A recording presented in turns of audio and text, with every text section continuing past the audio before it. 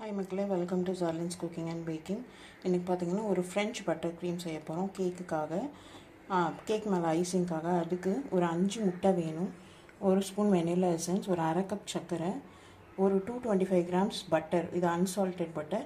இந்த மாதிரி க்யூபாக கட் பண்ணி எடுத்து வச்சுக்கோங்க. ஃபஸ்ட்டு சுகர் சிரப் எடுக்கலாம். ஃபஸ்ட்டு ஒரு பேன் வச்சு ஒரு அரை கப் சர்க்கரை 100 கிராம்ஸ் சர்க்கரை சேர்த்துட்டு ஒரு 3 டேபிள் ஸ்பூன் தண்ணி சேர்த்துக்கலாம். 3 டேபிள் ஸ்பூன் தண்ணி சேர்த்தாச்சு.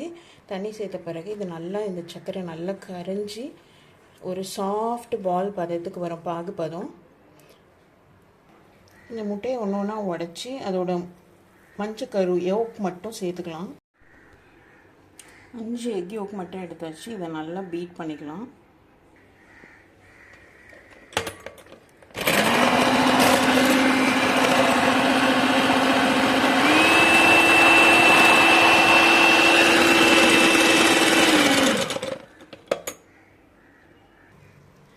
இந்த சைட் சுகர் சிரப் ரெடி ஆகிட்டுருக்கு. இது எப்படி இருக்கணும்னா, இதை எடுத்து தண்ணிக்குள்ளே போட்டால் அப்படியே ஒரு சாஃப்ட் பால் கன்சிஸ்டன்சிக்கு வரணும். காமிக்கிறேன். இப்போ பாருங்கள், இப்படி போட்டிருக்கேன், அப்படியே நின்றுருக்கு. இதுக்கு அடுத்த ஸ்டேஜ் வரணும். இப்போ பாருங்கள், இது நல்லா அப்படியே எடுக்க வருது. இந்த மாதிரி பால் மாதிரி இப்படி எடுக்க வருது, சாஃப்டாக இருக்குது. ஸோ இன்னும் கொஞ்சம் நேரம் இருந்ததுன்னா இன்னும் நல்லா எடுத்து உருட்ட வரும். அந்த ஸ்டேஜில் பாருங்கள், அந்த ஸ்டேஜுக்கு அடுத்து ஒரு 30 செகண்ட்ஸ்குள்ளேயே இந்த மாதிரி சாஃப்ட் பால் பதத்துக்கு வந்துருச்சு. இப்போ இது பர்ஃபெக்டான ஸ்டேஜு. இப்போ இதை வந்து கொஞ்சம் ஒரு ஃபியூ மினிட்ஸ் ஆற வச்சு அப்புறமா இந்த எக் யோக் பீட் பண்ணி வச்சுருக்கோம்ல இதோட சேர்த்துக்கலாம். இது ஒரு 5 மினிட்ஸ் ஆறிடுச்சு. இப்போ இதை பாதியாக வந்து இந்த எக் யோக்கோட சேர்த்துக்கலாம். சேர்த்து நல்லா பீட் பண்ணிக்கலாம். இப்போ மீதி சுகர் சிரப் இருக்குல்ல, அதையுமே சேர்த்துக்கலாம். இப்போ இதை நல்லா பீட் பண்ணியாச்சு. இது கொஞ்சம் சூடாக இருக்குது. இதுக்கு அடுத்து கொஞ்சம் கொஞ்சமாக இந்த பட்டர் நம்ம எடுத்து வச்சுருக்கோம் இல்லையா, அது சேர்க்கணும். அதனால் ஒரு 5 மினிட்ஸ் இது ரூம் டெம்பரேச்சரில் அப்படியே இருக்கட்டும், இந்த சூடு குறையட்டும். 5 மினிட்ஸ்க்கு அப்புறம் நல்லா கம்ப்ளீட்டாக ஆறிடுச்சு.